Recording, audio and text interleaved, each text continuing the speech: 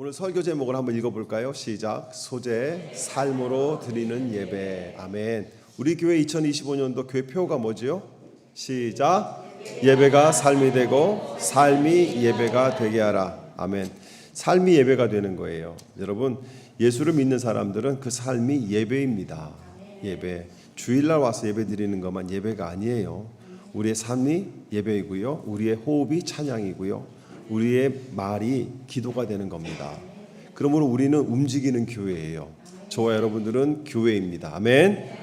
교회인데 엠마오라는 네임을 가진 이름을 가진 예배당 안에 모이는 겁니다. 예배당 안에.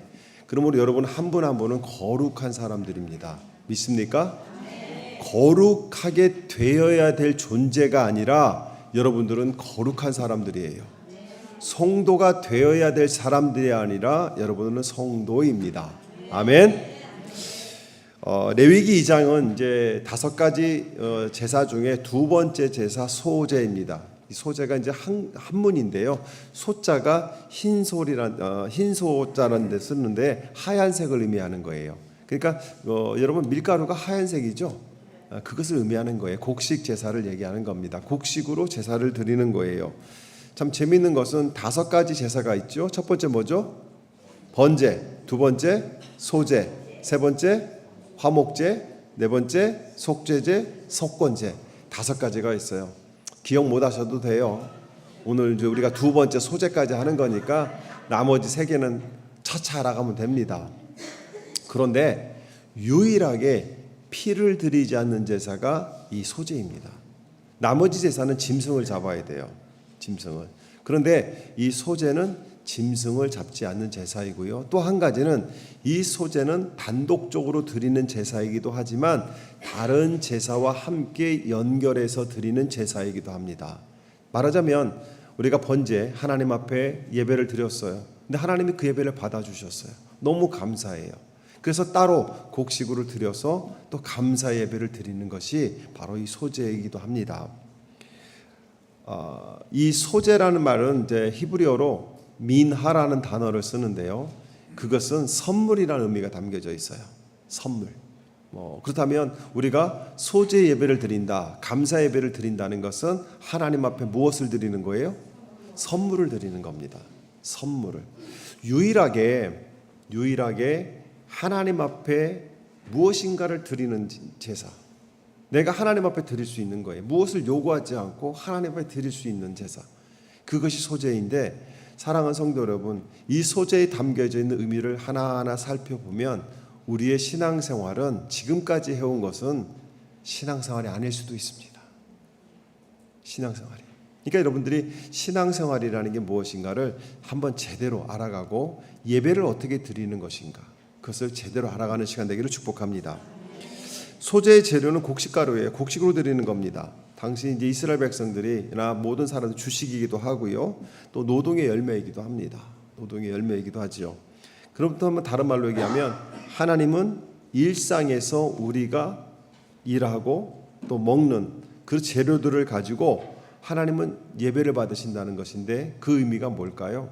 우리의 일상이 예배가 되어야 된다는 겁니다. 우리가 일상이 예배가 되는 거예요.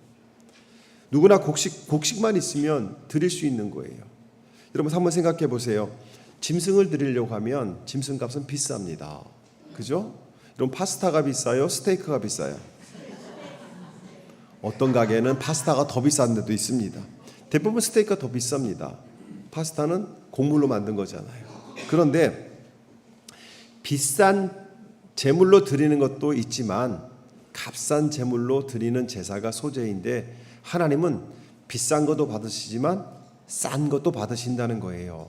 하나님은 모든 사람의 제사를 다 받고 싶은 거예요. 사실 여러분들 지금 여기 앉아 계신 분들 나가서 제일 비싼 거 사오세요 그러면 여러분들이 살 수 있는 것 중에 가장 비싼 거 사오세요 그러면 다 틀릴 겁니다. 다 틀릴 거예요. 저희 어머니가 예전에 전도를 했어요. 한 이제 친구분에게 교회 가자, 예배 드리러 가자 그랬더니 그분이 그 얘기를 몇 년을 듣더니 가고 싶은데 못 가 그러더라고요. 그래서 왜 못 가냐고 그랬더니 헌금을 드릴 수가 없어서 못 가 얘기해요. 헌금을 드릴 수가 없어서. 그래서 그 어머니가 또 100원짜리도 없냐? 그랬더니 어떻게 100원을 드리냐? 그러더라고요. 그러니까 이제 그럼 얼마를 드려야 너는 그 자격이 된다고 생각하냐? 그랬더니 이제 그래도 5,000원은 드려야 되지 않겠느냐? 그 80년대 얘기니까요. 그러니까 어머니가 100원 드려도 돼. 100원 없으면 10원 드려도 돼. 하나님은 너를 원하는 거지 돈을 원하는 게 아니야. 이렇게 얘기를 하더라고요. 그래서 그분이 교회를 갔을까요? 안 갔을까요? 안 갔어요. 10원들 안 드리고 싶어서. 여러분 그런 거 많습니다. 나를 드리기가 싫은 거예요. 나를 드리기가. 전도하기가 힘들죠. 그죠? 전도하기가 힘듭니다. 그런데 우리는 전도를 해야 됩니다. 근데 하나님은 우리 예배를 다 받아주신다는 거예요. 정성을 다한 것은 다 받아주신다는 겁니다. 그렇다고 해서 숫송아지를 드려야 될 제사에 곡식만 드려서도 안 되는 거예요. 하나님은 하나님이 정하신 예배에는 다 규칙이 있습니다.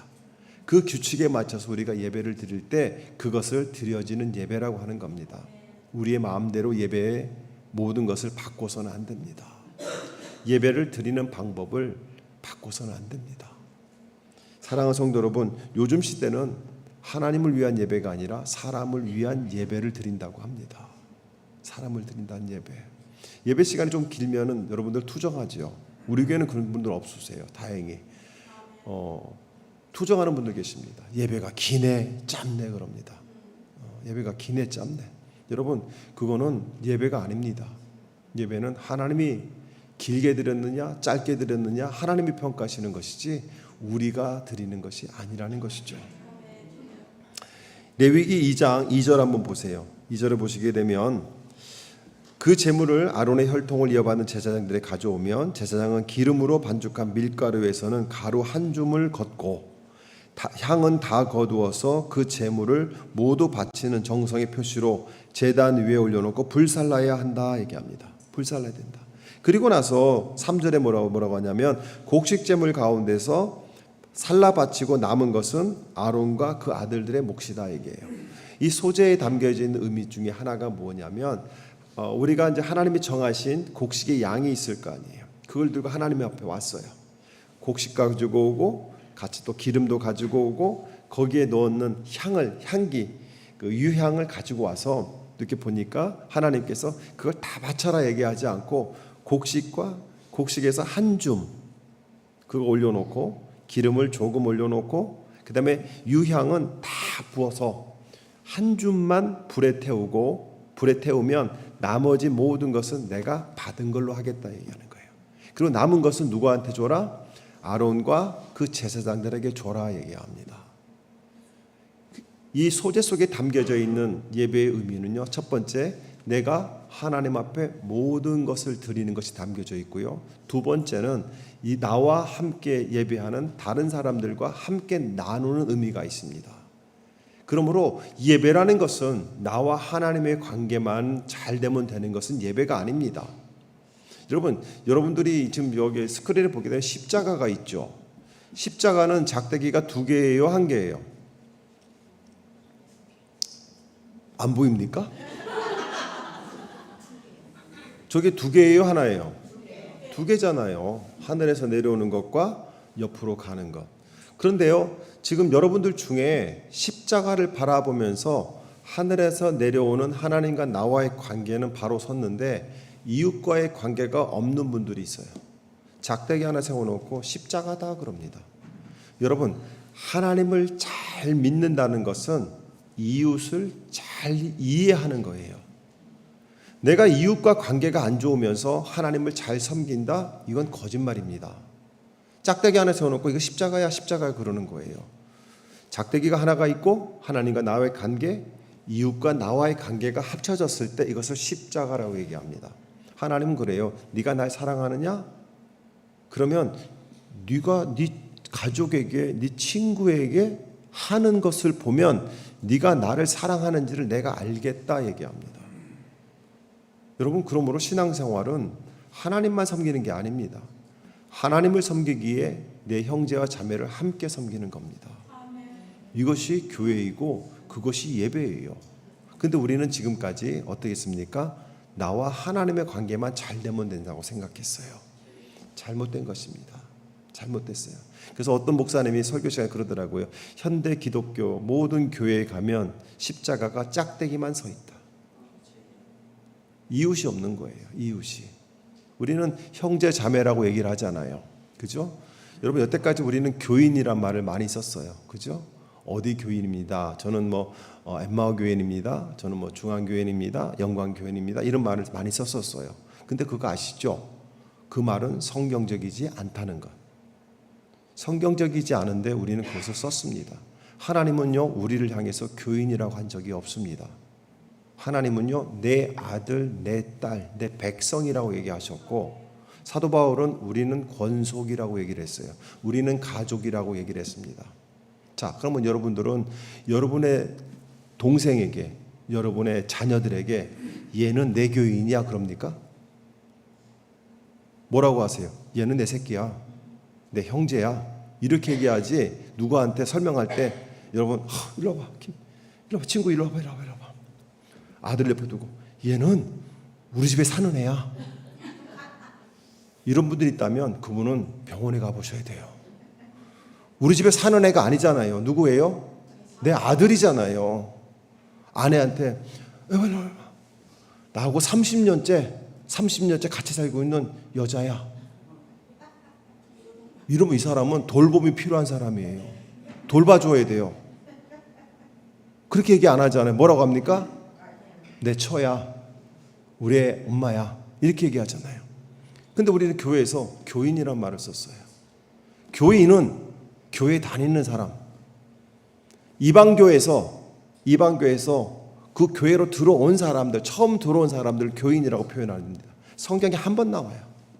근데 우리는 가족이다, 백성이다 이렇게 얘기하는데 가족이라는 표현을 안 쓰고 교인이라는 말을 펴왔어요. 그러다 보니 가족이 안 되는 거예요. 자, 옆에 분 보세요. 가족입니다. 아멘. 자, 옆에 분 쳐다보면서 우리는 가족입니다. 시작. 왜요? 하나님을 우리가 아버지라고 부르잖아요. 그죠? 하나님을 아버지라고 부르는데 아버지라고 부르는 형제가 안에 앉아갖고 우리는 아버지라고 부르는데 우리는 그냥 같이 사는 사람이야 이렇게 얘기합니까? 아니잖아요.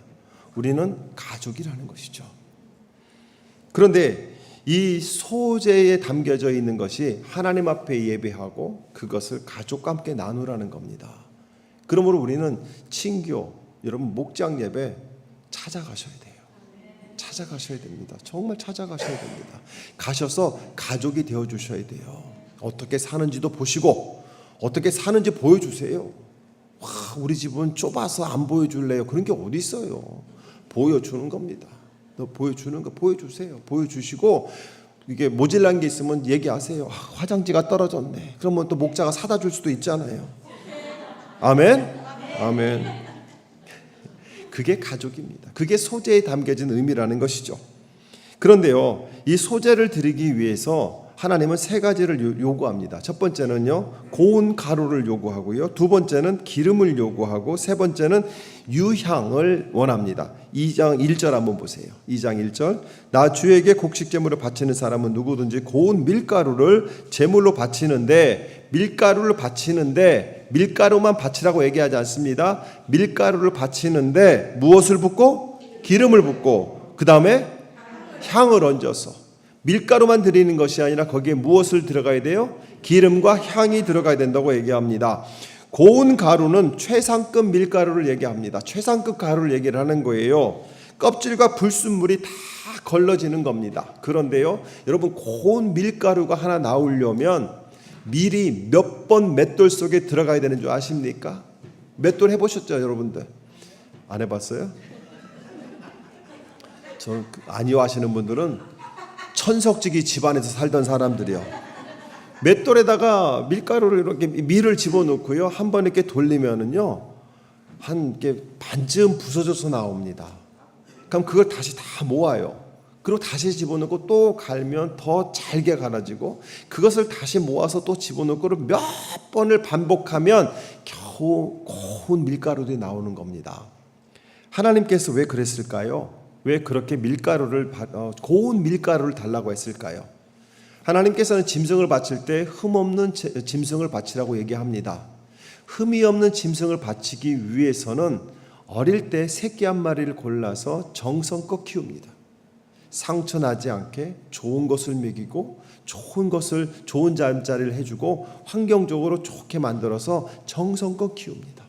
그리고 그것을 가지고 성전을 찾아갈 때 여러분, 사람은 걸어가도 제물로 바쳐지는 짐승은 절대 끌고 가지 않았습니다.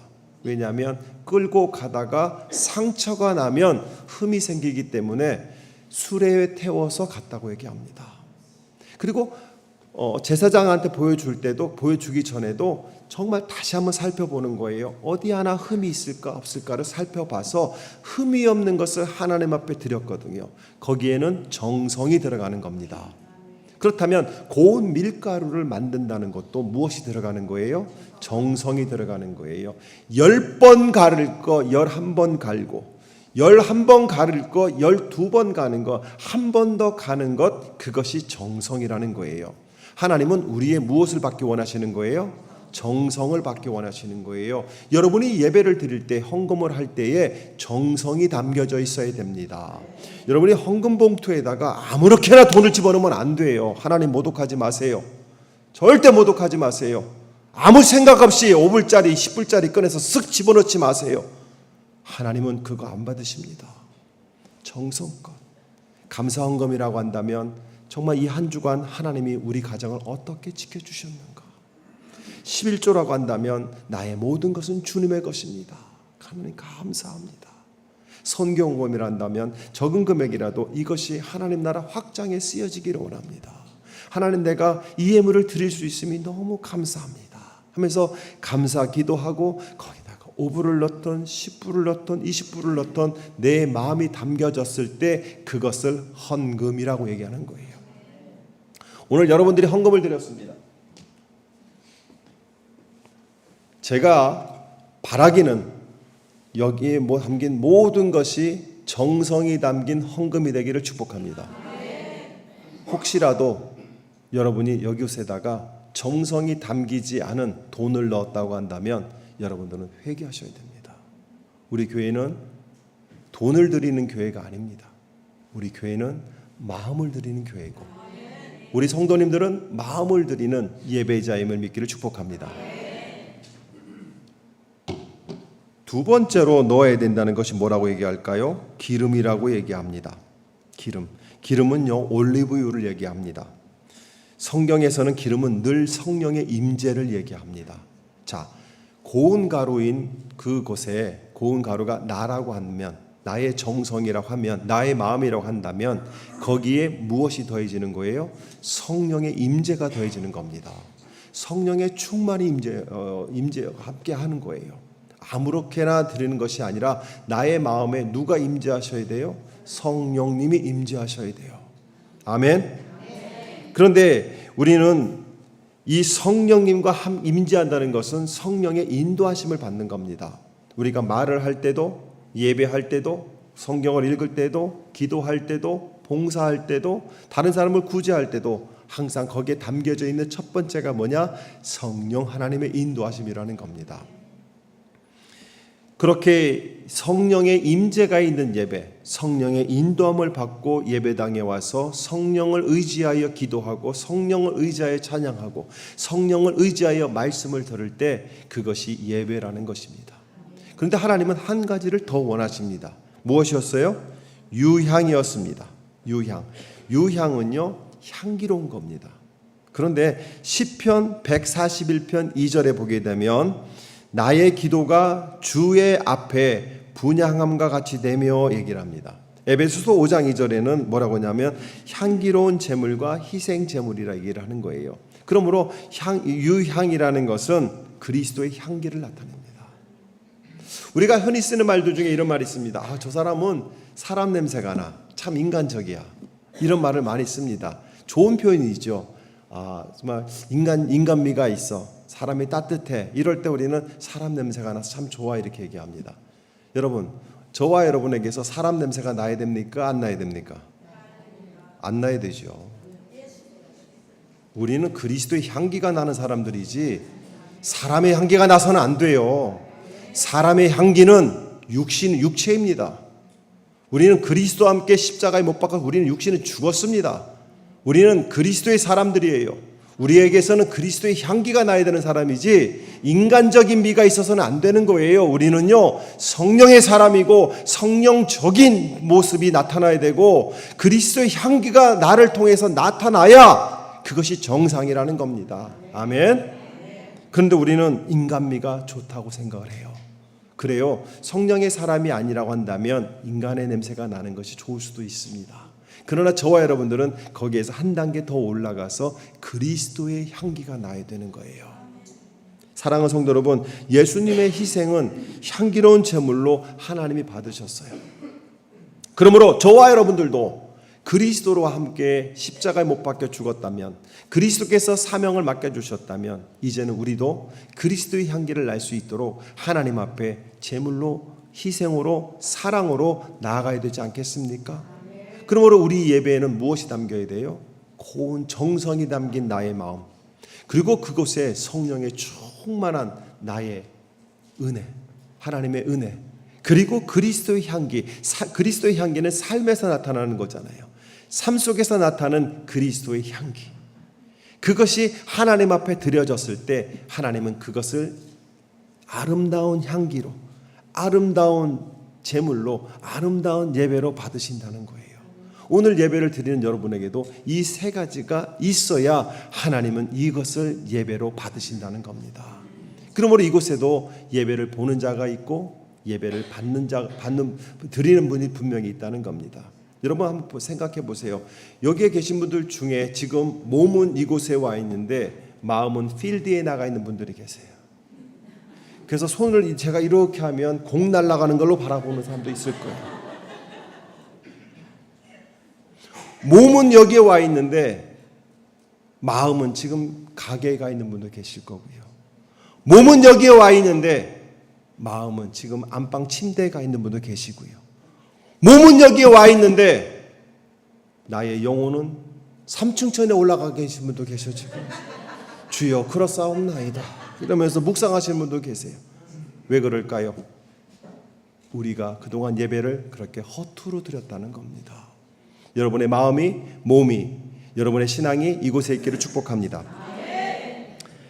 고운 가루처럼 순결하고 정성이 담기고 성령의 충만함을 받아서 모든 순간 기도와 찬양으로 하나님 앞에 드리는 저와 여러분을 하나님께서는 소제를 통하여 그렇게 살라고 얘기합니다.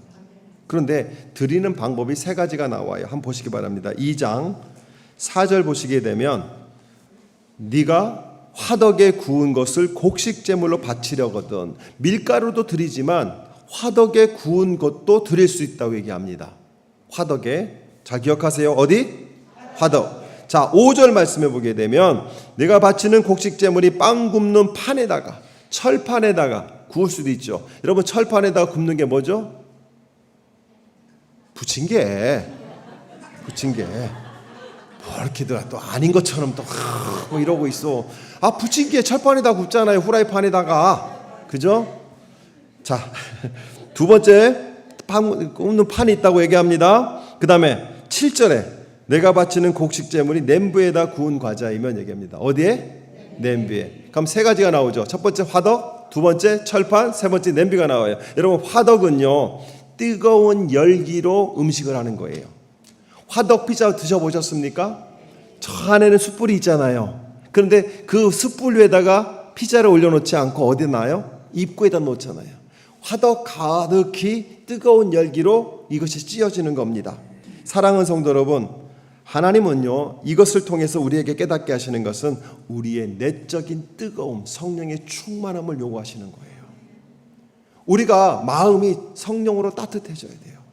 우리의 마음이 익어야 돼요. 우리가 성령의 열기로 우리의 마음이 푸근하게 익어야 되는 거예요. 그런데 우리는 어떻습니까? 하나님 앞에 나왔지만 마음에 뜨거움이 없을 수도 있습니다. 하나님은 우리의 내면을 보신다는 거예요. 우리의 내면을. 또한 철판에 굽는다는 것은 직접 뜨거움의 열기가 닿는 것입니다. 그것은요 우리들의 신앙의 구체적인 행동과 구체적인 순종과 즉각적인 헌신의 삶으로 나아가라는 겁니다. 여러분 철판에 굽는 것이 가장 빨리 익힙니다. 철판에 굽는 것이. 그렇다면 우리는요 즉각적인 순종을 요구하는 거예요. 하나님이 가라 그러면 어떻게 해야 되는 거예요? 네 하고 가는 거예요. 근데 가기 전에 한 가지는 하고 가. 듣고 봐. 듣고 가. 가 그랬더니 막 뛰어가. 그런 게 아니죠. 가 그러면 어디로 갈까요? 내가 지시한 땅으로 가 그러면 네 하고 가는 겁니다. 그런데 우리는 어떻습니까? 가 그러면 어떻게 해요? 네 가겠습니다. 이번 달만 지나면, 이번에 문제만 해결되면, 이번에 요거만 해결되면 제가 가겠습니다. 하나님은요 가야 그 문제가 해결된다고 얘기하시는데 우리는 형편이 되면 간다고 얘기합니다. 철판에다 굽는 것은 우리의 즉각적인 순종을 나타내는 거예요. 세 번째로 뭐라고 얘기합니까? 냄비에다가 합니다. 여러분, 냄비에다 한다는 것은 삶는 걸 얘기하는 거예요. 끓이는 걸 얘기합니다. 냄비 요리가 가장 오래 걸립니다. 그런데요, 냄비에다가 드린다는 의미는 무엇이 있을까요? 우리의 인내가 필요하다는 겁니다. 꾸준함을 얘기하는 거예요. 오랜 시간을 얘기하는 겁니다. 우리 속이 다 익을 때까지 꾸준하게 멈추지 않고 인내하면서 하나님의 은혜를 기다리는 겁니다. 그러므로 이 화덕에 굽고 철판에 굽고 냄비에 굽는다는 것은 성령의 뜨거운 열기 속에 하나님께서 우리에게 은혜를 주시면 우리는 즉각적인 순종의 삶으로 나아가고, 그 순종의 삶이 어느 순간까지만 하는 것이 아니라 꾸준하게 하나님 오시는 날까지, 그 날까지 그 일에 서 있는 것, 이것을 소제라고 얘기합니다. 신앙생활은요 한 번 하고 끝나는 것이 아니에요. 신앙생활은 꾸준하게 해나가는 겁니다. 그 해나감 속에서 우리는 내 마음을 자꾸 말씀으로 변화시켜 나가야 돼요. 여러분 안에 성령이 계시는데 우리는 성령을 의지하지 못하고 살아갑니다. 한 가지 여쭤볼까요? 지난주에 부활절이었어요. 예수님은 부활하셨습니다. 믿으십니까? 자, 여러분들은 부활을 경험하셨습니까? 경험하지 못하셨습니까? 자, 나는 부활을 경험했다. 손 들어보세요. 나는 높이. 이분들은 죽었다 살아난 사람들이에요. 나는 아직 부활을 경험 못했다. 여러분들이 세례를 받고 침례를 받았으면 여러분은 부활의 사람들이에요. 아니, 예수와 함께 물속에 들어 장사되었잖아요. 그리고 예수와 함께 다시 부활했잖아요. 그런데 우리는 부활을 언제 한다고 생각해요? 죽어야 한다고 생각해요. 아니에요. 우리는 부활의 사람들이에요. 물론 영적인 부활은 또 있겠지만 우리는요 부활의 사람들이에요. 우리가 생각하는 그 부활이 나중에 한 번 더 일어나겠지만 우리는 이미 부활의 사람들이에요. 윗사람은 죽었어요. 나는 죽은 거예요. 내 자아는 죽었습니다. 우리는 부활의 사람들입니다. 자, 그러면 또 한 가지 여쭤볼게요. 하나님 나라는 어디에 있습니까? 알기는 잘 알아. 먼 하나님의 나라가 마음에 있는데 맨날 이 마음속에 맨날 화가 있고 슬픔이 있고 싸움이 있고 미움이 있고 시기가 있고 질투가 있어. 하나님 나라에 맨날 싸움이 있고 질투가 있고 시기가 있어요, 없어요? 없잖아요. 근데 왜 내 마음에 하나님 나라는 건 말을 하면서 내 마음에 맨날 시기 질투가 있냐고. 잘못됐죠. 또 한 가지 여쭤볼게요. 예수님이 이 땅에 오셔서 마태, 마가, 누가, 요한 사복음서에서 말씀하신 것 중에 제일 많이 말씀하신 게 뭘까요? 그렇게 성경을 안 읽어서 그래. 예수님은요 사랑을 많이 얘기 안 했어요. 회개도 많이 얘기 안 했어요. 이웃 사랑도 별로 얘기 안 했어요. 성경을 좀 좋은 걸 사. 제 방에 있는 걸 사. 제 방에 있는 거 아무 서점에나 사면 안 돼. 제대로 된 성경을 사야 돼. 예수님이 이 땅에 오셔서 제일 많이 선포한 것은 하나님의 나라였어요.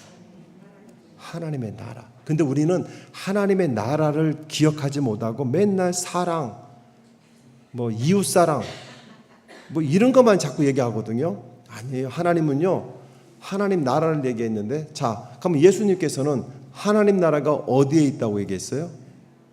저 3층 천에? 우리 마음에 있다고 그랬어요. 제자들이 물어보는 거예요. 하나님 나라가 어디입니까? 너희들의 마음이 하나님 나라라 얘기합니다. 자, 우리의 마음에 누가 계세요? 성령님이 계세요. 그죠? 성령님이 다스리는 우리 마음속은 하나님의 나라입니다. 하나님의 나라에는 사랑이 있고 기쁨이 있고 행복이 있고 기대감이 있는 겁니다. 그런데 우리가 하나님을 믿는다고 하면서도 여전히 불행하게 살아가고 불우하게 살아가고 희망이 없고 슬픔 속에 살아가고 오늘 사는 게 힘들다고 한다면 한 가지가 문제예요. 그게 뭐냐면 예수를 만나지 못했다는 겁니다. 우리 안에 예수를 만나지 못했어요. 그리고 성령이 내 안에 계시다는 것을 인정하지 못할 때 우리는 여전히 십자가에 못 박힌 죽은 예수를 바라보고 있는 겁니다. 사랑하는 성도 여러분, 우리 안에 성령님이 계시면 그 성령님께서 우리의 삶을 인도하시는데 그 인도하심 가운데서 우리의 예배를 여러 가지 모습으로 보게 하신다는 겁니다. 조용히 묵상하고 기도하는 것처럼 조용히 하나님 앞에 하나님의 시간을 기다리는 화덕에서 구워지는 떡처럼 하나님 앞에 예배할 수 있고요. 삶의 현장에서 분주하게 봉사하며 철저하게 헌신하며 바쁘게 뛰어다니면서 하나님의 말씀을 전하는 철판에 구운 떡과 같은 삶을 드릴 수가 있고요. 또 한 가지는 눈물과 인내로 오늘의 힘들고 어려운 과정을 예수의 이름으로 이겨내며 하나님의 때를 기다리는 그런 삶을 정말 냄비에서 푹 끓여내는 그런 요리처럼 하나님 앞에 드릴 때에 하나님은 그 예배를 받으신다는 겁니다. 자신에게 주어진 직장에서 최선을 다하고 주변 사람들한테 인정받는 것, 이것도 예배입니다. 자신이 하는 일에 자부심을 가지고 최선을 다하고 정성을 다하셔야 됩니다. 교회에서 봉사하는 것과 가정에서 사랑으로 돌보는 일에 최선을 다하셔야 됩니다. 하나님이 보시기에 향기로운 제물이 되어야 된다는 것이에요. 그런데 하나님께서는 두 가지를 넣지 말라고 얘기하고 한 가지를 넣으라고 얘기합니다. 두 가지를 넣지 말라고 얘기합니다. 한번 보십시오. 11절로 갑니다. 11절 같이 읽습니다. 시작. 너희가 나 주에게 바치는 곡식 제물은 어떤 것이든 누룩을 넣지 않은 것이 한다. 나 주에게 살라 바치는 제사에는 어떤 누룩이나 꿀을 불살라서는 안 되기 때문이다. 무엇을 넣지 말래요? 누룩과 꿀을 넣지 말라는 겁니다. 쉽게 말씀드리겠습니다. 부풀리지 말라는 거예요. 타락한 죄성을 가지고 하나님 앞에 예배드려서는 안 된다는 겁니다. 아까도 말씀드렸지만 지금 여러분들은 예배당에 와 있습니다. 여러분의 마음은 어디에 있습니까? 여러분 제 설교가 지금 들리고 계십니까? 네. 정말 들리십니까? 네. 아멘. 누가 제일 크게 했어요? 나와서 지금까지 한 거 다 해봐. 여러분 부풀리지 말라는 거예요. 이 마음에 거짓이 없어야 된다는 겁니다. 정성을 다하라는 겁니다. 영적으로 하나님 앞에 예배 드리는데 누구에게 보여주기 위한 예배가 되어서는 안 된다는 겁니다. 순수한 예배가 되어야 된다는 것이죠. 저는요, 설교를 준비하면서 어떤 목사님이 이런 글을 썼어요. 소금 같은 목회자가 아니라 다른 사람까지 변질시키는 누룩 같은 목회자가 될까 두렵다. 저는 이것은 목회자인 저만 받는 것이 아니라 여러분도 받으셔야 됩니다. 이렇게 받으셔야 돼요. 소금 같은 성도가 아니라 다른 사람까지 변질시키는 누룩 같은 성도가 될까 두렵다. 여러분들은 정말 누룩과 같이 포장되고 꿀과 같이 포장된 신앙으로 다른 사람들을 현혹하는 것이 아니라 소금과 같이 다른 사람들을 정결하게 만들고 순수하게 만들고 약속의 사람으로 만드는 신앙을 가져야 됩니다. 다른 사람에게 부정적인 영향을 끼쳐서는 안 돼요. 제발 부탁드립니다. 엠마오 교회 성도들은 누군가에게 불확실한 얘기를 듣고 그 누구에게도 전하는 사람이 되어서는 안 됩니다. 절대 안 됩니다. 절대 안 돼요. 저는 참 재미있는 얘기를 들었어요. 이준희 목사가 굉장히 부잣집 아들이래요. 근데요, 부잣집 아들이었었어요. 근데 쫄딱 망했어요. 그래서 부잣집 아들이라 옛날 교회, 중앙교회를 20만 불 주고 샀대요. 그리고 영광교회를 또 샀대요. 그런데요, 그게 진실로 믿겨지는 것처럼 듣는 분들이 있어요. 그런데 그걸 들으면서는 감사했어요. 이준희 목사가 쫄딱 망해서 돈이 한 푼도 없어가지고 여기저기 돈소리 하고 다닌디야. 이거보다는 낫잖아. 그죠? 하나님의 집입니다. 그런데 우리는 그런 소리들을 이렇게 듣고 있어요. 그건 상관없어요. 모르는 사람들이 하는 얘기니까. 그런데 사랑하는 성도 여러분, 여러분들이 듣지 않은 것, 여러분들이 보지 않은 것은 다른 사람에게 절대 전해서는 안 됩니다. 큰일 나는 겁니다. 보고 들은 것만 전하시기를 바랍니다. 소금을 넣으라고 얘기합니다. 소금은요, 불변성과 신실함의 상징입니다. 즉 하나님께서는 우리의 예배에 너의 신앙생활에 소금을 넣어라. 신앙생활이 순수해라. 변질되지 말아라. 너뿐만 아니라 다른 사람도 변질시키지 않는 존재가 되어라는 겁니다. 여러분, 또한 성경에서는 이 소금에 대해서 하나님과 이스라엘 백성들이 언약을 맺을 때 소금 언약, 변하지 않는 소금을 상대로 해서 소금 언약을 베풀어 주셨거든요. 그 얘기는 뭐냐면 하나님의 약속은 변하지 않는다는 거예요. 하나님의 약속은 변하지 않습니다. 그렇다면 우리도 하나님의 변하지 않는 약속을 믿고 나아가는 것입니다. 우리의 삶 속에는 그것이 이루어진다는 것이죠. 그렇다면 사랑하는 성도 여러분, 여러분들에게 묻습니다.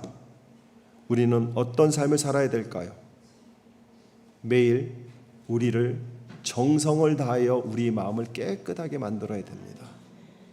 두 번째, 모든 순간 성령의 인도함을 받아야 됩니다. 성령님은 우리 안에 계시기 때문에. 그리고 우리는 그리스도의 향기를 베푸는 사람이 돼야 돼요. 여러분이 지나가면 사람들이 쳐다봐야 돼요. 어느 교회 다녀요? 당신이 가는 교회에 내가 가고 싶어. 이래야 되지. 어느 교회 다녀요? 당신이 있는 교회만 안 가면 좋겠어. 이러면 안 된다는 거죠. 우리는 그리스도의 향기를 뿜어야 돼요. 향기를. 그리고 포장해서 아닌데 거추장스럽게 다른 사람들에게 우리의 신앙을 거대하게 보이는 것이 아니라 순수하고 정결하고, 그리고 하나님의 약속을 끝까지 신뢰하면서 우리는 오늘을 믿음으로 살아갈 때 우리의 삶은 예배가 되는 겁니다. 하나님은 주일날 한 번 여러분의 예배를 기다리지 않으세요. 하나님은 매 순간 여러분들의 예배를 기다리십니다. 아까도 말씀드렸지만 여러분의 호흡이 기도가 되어야 돼요. 여러분의 흥얼거림이 찬양이 되어야 되는 거예요. 여러분이 바라보는 것이 하나님이 원하시는 것을 바라보고, 여러분이 마음에 품는 것이 하나님의 뜻을 품고, 여러분이 가는 곳이 하나님이 원하시는 것을 향해 나아갈 때 하나님은 그 사람의 그 예배를 향기로 받으시는 거예요. 아멘. 사랑하는 성도 여러분, 예배가 바뀌어야 됩니다. 우리 공동체가 바뀌어야 됩니다. 그래서 하나님이 주시는 그 약속을 우리가 삶 속에서 이루어갈 때 소재와 같은 삶이 예배가 될 때 거기에서 얻어지는 복은 누가 누리는 거예요? 여러분이 누리시는 거예요. 327장 찬양을 한번 여러분 한번 찾아보시기 바랍니다. 327장 찬양을 보게 되면 금요일 날도 금요 예배 때 참 많은 은혜를 나누었던 찬양인데요. 자 보세요. 1절 말씀에 주님 주실 화평 믿음 얻기 위해, 자 이것은요 우리가 원하는 거잖아요. 여러분 매일 마음속에 평화가 있기를 여러분 원하시죠? 마음이 행복하기를 원하시죠? 그리고 믿음을 갖기를 우리는 소망하고 있습니다. 그렇죠? 그런데 거기에서 우리가 어떤 기도를 하느냐? 정성이 담긴 기도를 해야 된다는 거예요. 그냥 기도가 아닙니다. 정성이 담긴 고운 가루와 같은 기도를 드려야 된다는 거예요. 기도를 하더라도 우리는 마음이 담긴 기도를 해야 됩니다. 하늘에 계신 우리 아버지, 이렇게 기도하지 마라. 하나님은, 너는 하나님을 한 번도 하나님으로 여기지 않았다. 뜻이 하늘에서 이루어진 같이 땅에서도 이루어지기를 원합니다. 그렇게 기도하지 마라. 너는 하나님의 뜻을 한 번도 간구한 적이 없다. 오늘의 일용할 양식을 주옵시고, 그렇게 기도하지 마라. 너는 한 번도 오늘 먹을 양식이 아니라 평생 먹을 양식을 구하지 않았느냐. 여러분 마음이 담기지 않았다고 한다면 그것은 주문입니다. 하나님 감사합니다라는 한마디 표현 속에 내 마음과 정성이 담겨일 때 그것이 진정으로 하나님을 감동시키게 되고 그 기도를 정성이 담긴 기도를 드릴 때 여러분들이 그렇게 원하는 마음의 평화와 믿음이 내 안에 채워주신다는 거예요. 두 번째 뭐라고 합니까? 주의 제단에 모두 바치기 전 복을 받을 줄 생각 마라. 우리는 누구나 복을 받기를 원합니다. 자녀의 복, 건강의 복, 사업체의 복, 승진의 복, 교회의 성장의 복, 이런 복을 참 많이 원합니다. 그런데요, 하나님은 뭐라고 얘기하냐면 내 제단에 모두 바치기 전에, 여기서 모두라는 것은 여러분이 가지고 있는 어떤 것이 아니라 여러분의 마음 전체를 바치기 전에는 복이 임하지 않는다는 겁니다. 여러분, 마음을 정성을 다하지 않은 상태에서 복을 바라는 것을 우리는 기복신앙이라고 얘기를 하는 거예요. 하나님은 무당이 아닙니다. 하나님은 하나님이십니다. 그럼 여러분들이 정말 복을 받기 원하고 지금 가지고 있는 문제가 해결되기 원하신다면 여러분은 마음 전체를 정성을 다하여 하나님 앞에 드리셔야 됩니다. 그리고 뭐라고 합니까? 주의 제단에 산제사 드린 후에 주 내 마음을 주장하니. 자, 보세요. 내 마음을 주장한다는 것은 뭐예요? 하나님이 내 삶을 이끌어 가신다는 거예요. 내 가정을 이끌어 가신다는 거예요. 내 교회를 이끌어 가신다는 거예요. 내 비즈니스를 이끌어 가신다는 겁니다. 내 인생 모든 것을 이끌어 가시는데 그 이끌어 가심을 우리는 바라고 원합니다. 그런데 뭐라고 합니까? 주의 제단에 산제사는 뭐예요? 내가 산제사잖아요. 나를 드리는 게 산제사잖아요. 우리 마음과 뜻과 정성을 하나님 앞에 드리면 하나님께서 그때부터 우리의 마음을 주장하시는 거예요. 여러분, 이 순서가 바뀌어서는 안 되는 것입니다. 우리는 세월이 흘러가면서 교회들이 왜 이렇게 힘이 없어지고 교회들이 자꾸 세상으로부터 욕을 먹을까요? 순서가 바뀌었다는 거예요. 하나님 나에게 믿음을 주시면 내가 헌신하고 내가 헌금하고 내가 새벽 예배에 가겠습니다. 나의 문제를 해결해 주시면 그때부터 하나님 앞에 순종하고 주의 일을 하겠습니다. 이것은요, 무당하게 하는 기도입니다. 하나님은 그렇게 하신 적이 없으세요. 네가 무엇을 가지고 있느냐, 그것을 나에게 가져와라. 그러면 내가 너희를 먹고 마시고 쉬게 하리라. 오병이어를 드렸으니 12광주가 남은 거지, 12광주가 남았기 때문에 오병이어를 드리는 것은 아니라는 것이에요. 그리고 말하자면 뭐라고 합니까? 주의 뜻을 따라 동행하면 영생 복락을 누리겠네. 저와 여러분들은요, 영생은 얻은 사람들입니다. 아멘. 예수 믿고 구원 받았으니까요. 그런데 여러분 묻습니다. 여러분은 복락을 누리고 계십니까? 매일매일 복이 들어오고 매일매일 즐겁습니까? 영생 복락은 죽어서 천국 가서 누리는 것이 아니라 영생은 얻어진 거예요. 복락은 이 땅에서도 누릴 수가 있는 거예요. 자, 그러면 복락을 누리기 위해서는 무엇하라고 얘기합니까? 첫 번째, 주의 뜻을 따라서, 그 다음에 그와 동행하면 너에게 영생이 주어지고 또한 이 땅의 복락이 너에게 주어진다고 찬송은 이야기하고 있고, 우리는 이 찬송을 수도 없이 불러왔지만 지금까지도 우리는 뜻이 무엇인지도 모르고 주님과 동행하는 것도 어려워하면서 여전히 죽어서 천국은 간다고 하는데 이 땅에서 복락을 전혀 못 누리는 것은 정성을 다한 고운 가루와 같은 밀가루, 성령의 충만한 그 기름을 드리지 못했으며 향기로운 향을 내는 그리스도의 향기를 드리지 못하면서 우리는 여전히 이것을 달라고 얘기하면서 복을 누리지 못한다는 겁니다.